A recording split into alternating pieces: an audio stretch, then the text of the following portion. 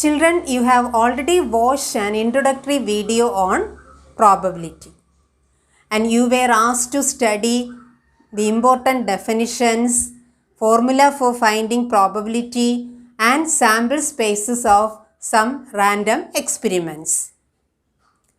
Now we can move to problems on probability. But before going to the probability problems, let's have a glance on these sample spaces.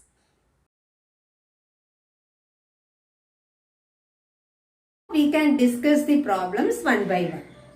At first, we are going to discuss the problems on cards bearing numbers or problems on numbers. See children, before going to the problems, you have to recall some specific numbers, group of numbers, just like even numbers, odd numbers, etc. Actually, you know all these specific type of numbers, but again, let's recall for doing the problems easily. So, here normally we are using our natural numbers or whole numbers, and you know what are whole numbers, 0, 1, 2, 3, 4, etc. Then you will have questions on even numbers. So you should know what are even numbers. Already all these you have studied in very lower classes. Just recall. Okay, even numbers. What are even numbers? Multiples of 2. That is 2, 4, 6, 8, etc. Odd numbers. The numbers which are not multiples of 2 we are called odd numbers. That is 1, 3, 5, etc. Then you should know about prime numbers. What are prime numbers? Yes, the numbers having exactly 2 factors. What is the first prime number? 2. 2, 3, 5, 7, 11, etc. are called prime numbers. Then composite numbers. 4. The numbers having more than 2 factors we are calling as composite numbers. So they are 4, then 6, then 8, 9, 10, etc. Okay. So prime numbers 2, 3, 5, etc. and composite numbers 4, 6, 8, etc. What about 1? 1 is neither prime nor composite. Okay. Now you should know about perfect squares. Which numbers are perfect squares? Squares of natural numbers we are calling as perfect squares. 1 square, 2 square, 3 square, etc. That means 1, 4, 9, 16, etc. are perfect square numbers. Then like that you know a perfect cubes also. 1 cube, 2 cube, 3 cube, that is 1, 8, 27, etc. are perfect cubes. Okay children. So all these I said just to make you recall. So in this chapter you will get questions to use these types of numbers. While doing the problems on numbers, students are usually making mistakes without understanding the correct meaning of the question. Here you can see 2 statements. What is the first statement? In a box there are cards bearing the numbers from 1 to 100. And second one, consider the integers between 1 and 100. Did you see any difference between these 2 statements? What are the numbers we have to consider for this first statement? What is written? The numbers from 1 to 100. So, if the statement is coming like this, you have to consider the numbers 1, 2, 3, 4, etc. up to 100. So, our sample space will have 1, 2, 3, 4, etc. up to 100. And what about the second one? What is the statement? Consider the integers between 1 and 100. So there is difference between the first statement and first type of numbers and second type of numbers. If the statement is the numbers between 1 and 100, we should not consider 1 and 100. So what will be the sample space of this second statement? If the statement is coming for finding probability of something, the sample space will be 2, 3, 4, etc. 99. Okay. So, if the statement is the numbers between 1 and 100, we should not consider 1 as well as 100. We have to start the set of numbers from 2 only, and it should end with the 99. Okay children, this is very important. So when you get the question, you have to read the sentence thoroughly and then you have to write the sample space. Okay, before going to the problems on numbers, let's discuss one question. A bag contains 5 black balls, 4 white balls and 3 red balls. If a ball is selected at random, find the probability that it is a white ball. Second one, neither white nor black. Third one, a black or red ball. This type of questions we have done in 8th standard also. So it will be easy for you to do. So first we have to consider how many total balls are there in the bag. How many? 5 plus 4 plus 3, 12. So this 12 we are taking as our total outcomes. Let's consider the first question. We have to find out the probability of getting a white ball if we are taking a ball without looking into the bag. You know the probability of getting an event is number of favorable outcomes by total number of outcomes. Here what is E in the first question? E means event that should be happened. So here it is getting white ball. So how many favorable outcomes? There are 4 white balls in the bag.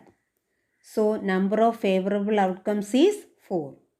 So probability of getting white balls is equal to 4 by 12, that is 1 by 3. Now second question.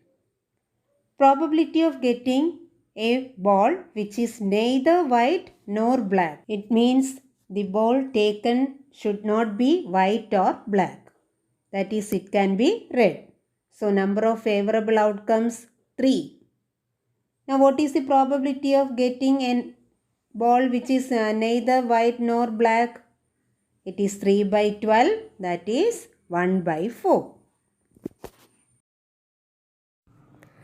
What is the third question? We have to find out the probability of getting a black ball or red ball. So our favorable cases are black balls and red balls. How many black balls and how many red balls? 5 and 3. So total our favorable cases is 8. So probability is 8 by 12, that is 2 by 3.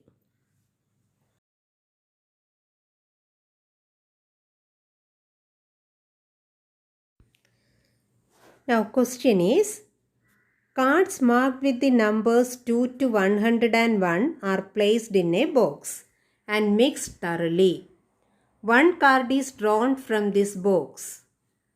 Find the probability that the number on the card is first one an even number, second one a number less than 14, third one a number which is a perfect square, and fourth one a prime number less than 20.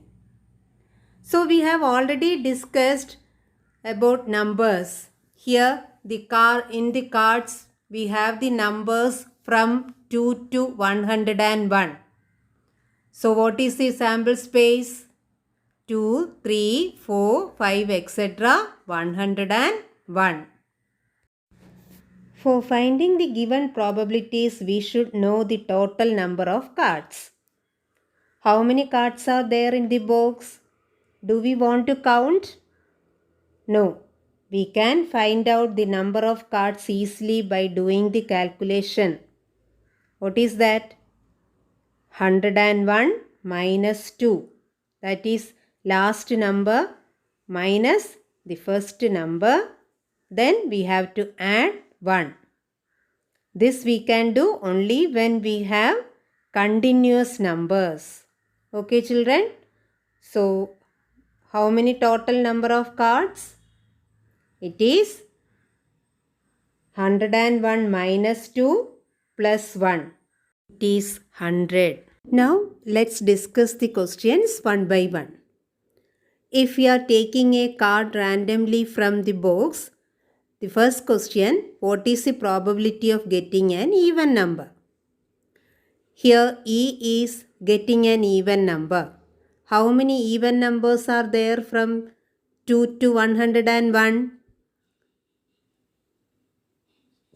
Total numbers 100. So half of the numbers will be even numbers. So there are 50 even numbers. So n of E equal to 50. Now probability of getting even number is 50 by 100, that is 1 by 2. Second question, probability of getting a number which is less than 14. So favorable outcomes, what are they? 2, 3, 4, etc. up to 13. We have to consider the numbers which are less than 14. So 2 to 13 we have to consider. How many are there? 12 numbers. So probability of E is equal to 12 by 100, that is 3 by 25. Now third question.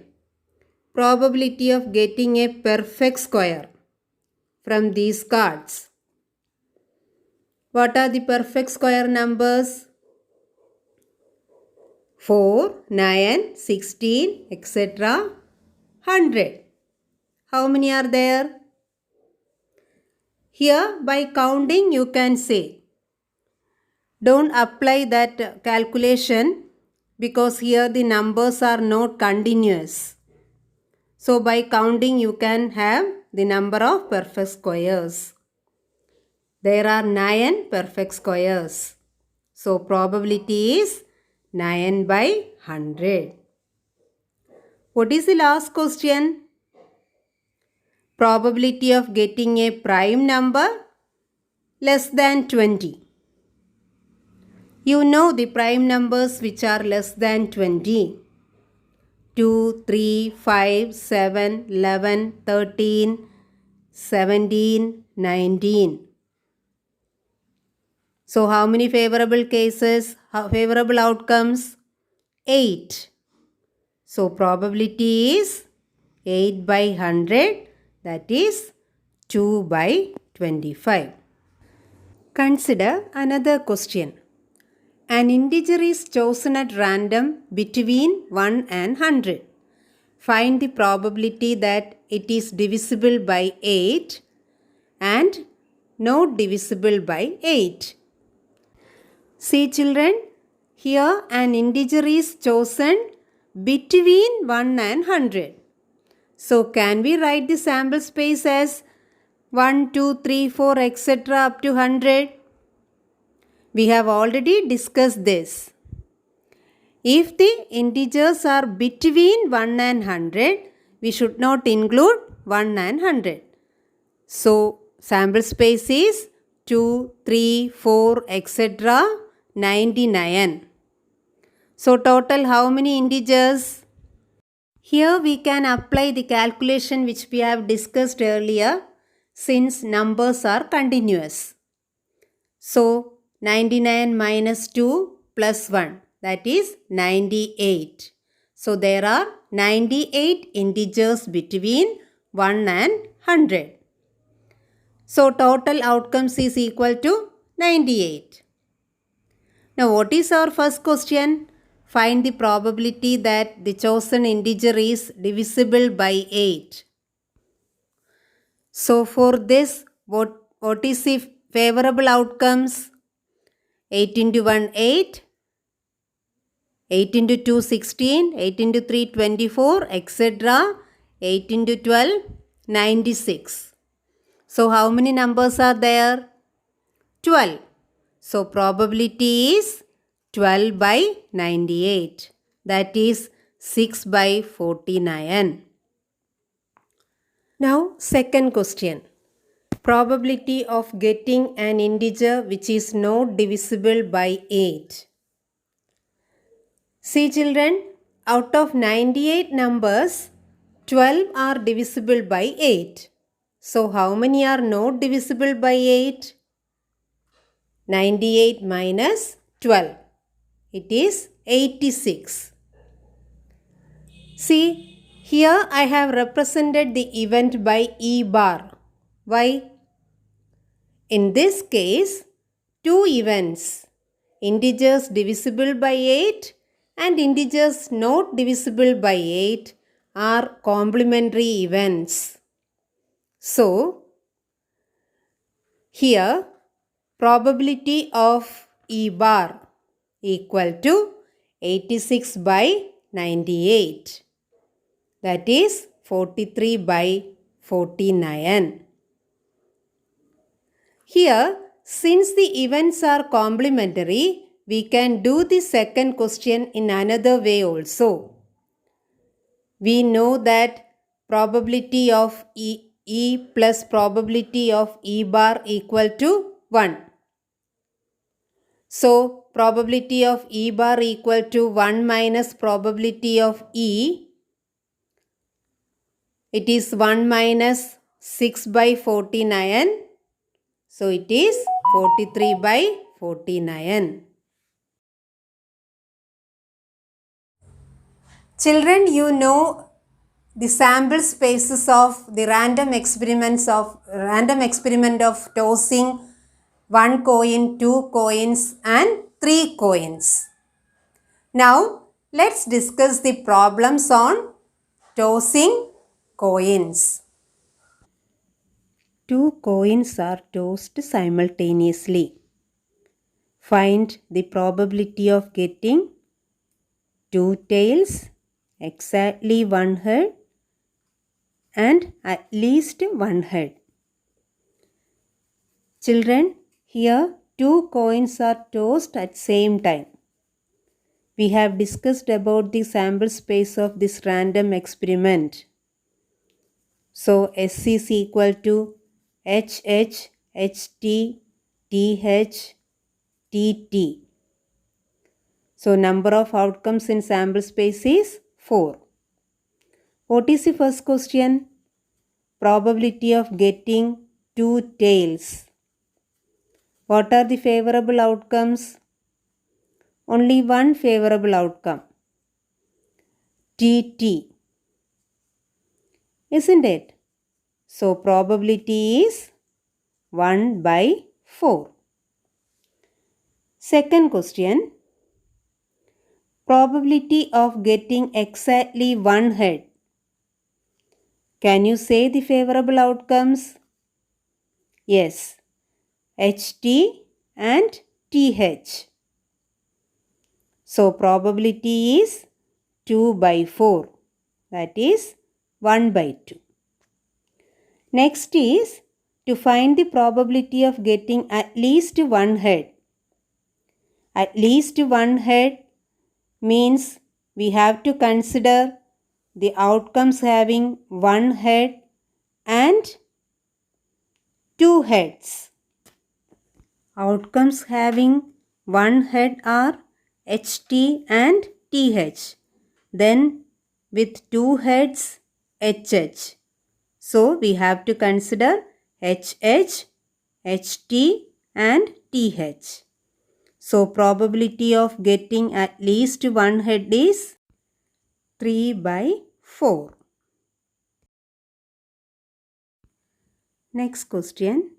3 coins are tossed simultaneously. Find the probability of getting at least 2 tails, at most 2 heads, and exactly 1 head. 3 coins are tossed simultaneously. Can you recall the sample space? HHH, HHT, HTT, TTT, TTH, THH, THT, and HTH. So total outcomes 8. Probability of getting at least 2 tails. Favorable outcomes. Here at least 2 tails. So we have to consider outcomes having 2 tails and 3 tails. They are TTH, THT, HTT, and TTT. So probability of getting at least 2 tails is 4 by 8. That is 1 by 2. Next question is to find the probability of getting at most 2 heads. Children, you should know the difference between at least and at most. At least 2 means 2 and more than 2. At most 2 means 2 and less than 2. So, probability of getting at most 2 heads. It means for that we have to consider the outcomes with 2 heads, 1 head, and no head. What are they? With 2 heads, HHT, THH, and HTH. Outcomes with 1 head, TTH, THT, HTT. And outcome with no head, TTT. So here for the favorable outcomes we have to consider all these 7 outcomes. So what is the probability of getting at most 2 heads? It is 7 by 8. Now third question, probability of getting exactly 1 head. Favorable outcomes are HTT, TTH, and THT. In all these 3, we have only 1 head. So probability of getting exactly 1 head is 3 by 8. Shall we move to the problems on throwing a die and throwing dice? You know the sample spaces. There are 6 possible outcomes in throwing a die. 1, 2, 3, 4, 5, 6. Isn't it? And there are 36 outcomes, possible outcomes in throwing 2 dice. Isn't it? 1, 1, 1, 2, 1, 3, etc. up to 6, 6. Now the problem is 2 different dice are thrown together. Find the probability of getting first one a doublet, second one a sum 10 of numbers on the 2 dice, third one a sum less than 7, fourth one a total of 9 or 11, and fifth one a sum of 13. Okay children, did you understand the question properly? So here 2 dice are thrown together. You know the possible outcomes when we throw 2 dice. How many possible outcomes are there? 36. Using this, we can find each probability. First one, find the probability of getting a doublet. Doublet means on both dice we should have same number. So what are the favorable outcomes? 1 1, 2 2, 3 3, 4 4, 5 5 and 6 6. So how many? 6 favorable outcomes. So the probability is 6 by 36. That is 1 by 6. Okay, children? Now, second question. Find the probability of getting a sum 10. What it means? When we add the numbers on the top of two dice, we should get 10. So, can you identify the favorable outcomes? Yes. 4 6. The sum is 10. Then 5 5. Then 6 4. Only for these three outcomes we will get the sum as 10. So probability is 3 by 36. That is 1 by 12. Next question. Probability of getting a sum less than 7. So what are the favorable outcomes? 1 1. What is 1 plus 1? 2. It is less than 7. So we can consider that. Next 1 2. Sum 3 which is less than 7. Like that 1 3, 1 4, 1 5. Can we take 1 6? No, because the sum of 1 and 6 is 7. We should consider those outcomes whose sum is less than 7. Then 2 1, 2 2, 2 3, 2 4, 3 1, 3 2, 3 3, 4 1, 4 2, 5 1. So total how many outcomes are favorable? 15. So probability is 15 by 36. That is 5 by 12. Okay, children? Now let's consider fourth question. Probability of getting a total of 9 or 11. Here we have to consider the outcomes having the sum 9 and 11. What are they? 3 6. Sum is 9. 4 5. Sum 9. Then 5 4. 5 6. Sum is 11. Then 6 3. 6 5. So there are 6 favorable outcomes. So probability is 6 by 36. So what is 6 by 36? It is 1 by 6. Now last question. Probability of getting a sum of 13. See children, is there any chance to get the sum of two numbers as 13 in this sample space? No. In the last outcome, the sum is only 12. Isn't it? So it is an impossible event.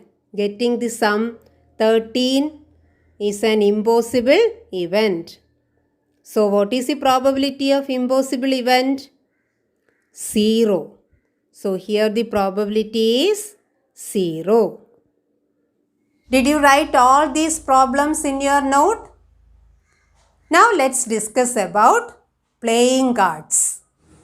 You have seen a detailed presentation on playing cards in the previous video, isn't it? So, but you should know about this very thoroughly. Then only you can do the problems on playing cards. You can expect different types of questions on playing cards. If you don't know all the details thoroughly, you won't be able to attend the questions. Okay? Here you can see the details of playing cards. You have to go through this and you have to understand everything.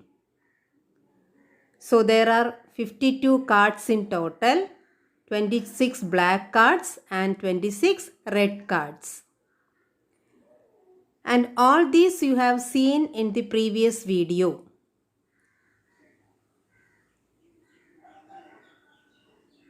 All the 52 cards are divided into 4 suites: heart, diamond, club, spade, and in each suit there are 13 cards. What are that 13 cards? 1 king, 1 queen, 1 jack, 1 ace and number cards 2 to 10. These king, queen, jack cards are called face cards. So total 12 face cards.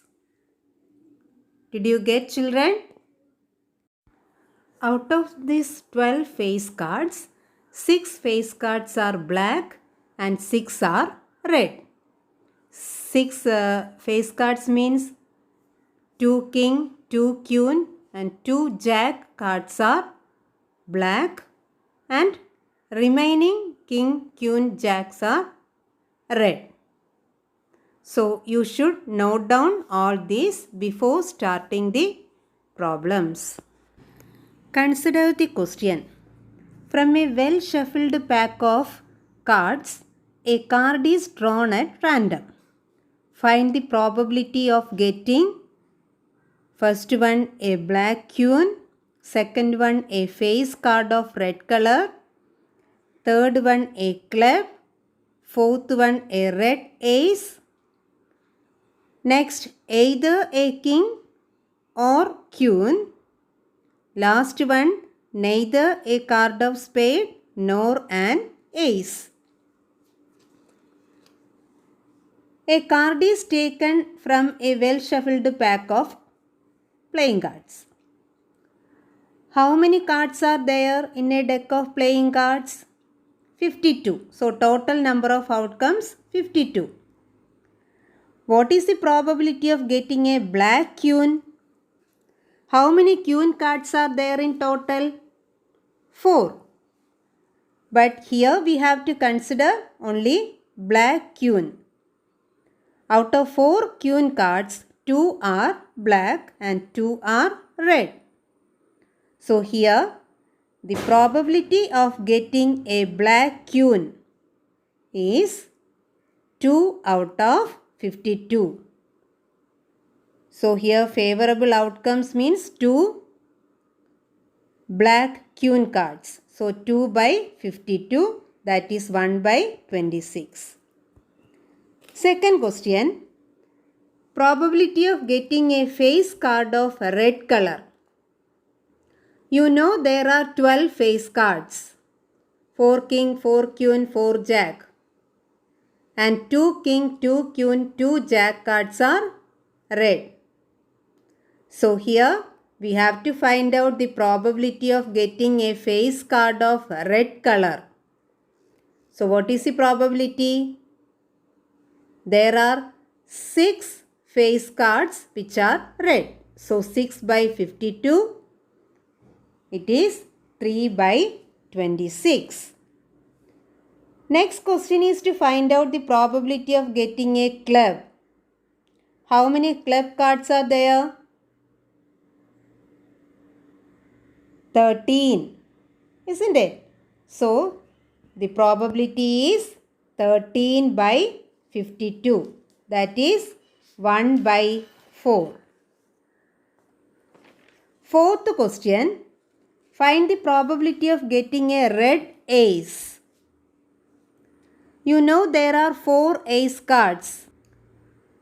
So 2 are black and 2 are red. So here the required probability is 2 by 52. There are 2 red ace cards. So it is 2 by 52. So it 1 by 26. Next question is to find out probability of getting either a king card or a queen card. Either a king or a queen means we have to consider all king cards and all queen cards as favorable outcomes. So 4 king cards and 4 queen cards together 8 favorable outcomes. So probability of getting either a king card or a queen card is 8 by 52. That is 2 by 13. Next question. Probability of getting neither a card of spade nor an ace. Neither a card of spade nor an ace means when we take a card, it should not be a card of spade and it should not be an ace card. That is, we have to avoid these cards from 52 cards to get the favorable outcomes. So we have to avoid 13 cards of spade. How many cards are remaining? How many ace cards are remaining? Total 4 ace cards. Out of these 4, one ace card is in the suit of spade. So we have already considered that to avoid. Now we have to consider remaining 3 ace cards to avoid. So in total we have to avoid 13 cards of spade and 3 ace cards. So 16 cards we have to avoid from 52 cards to get the favorable cases for this question. So number of favorable outcomes is equal to 52 minus 16. That is 36. So the probability of getting neither a card of spade nor an ace card is equal to 36 by 52. That is 9 by 13. So remember children, if it is neither nor, we have to avoid that card. Okay? Children, all should write all these discussed problems in your note. You have to understand each and every question answer and revise 2 or 3 times. Then you have to do the homework.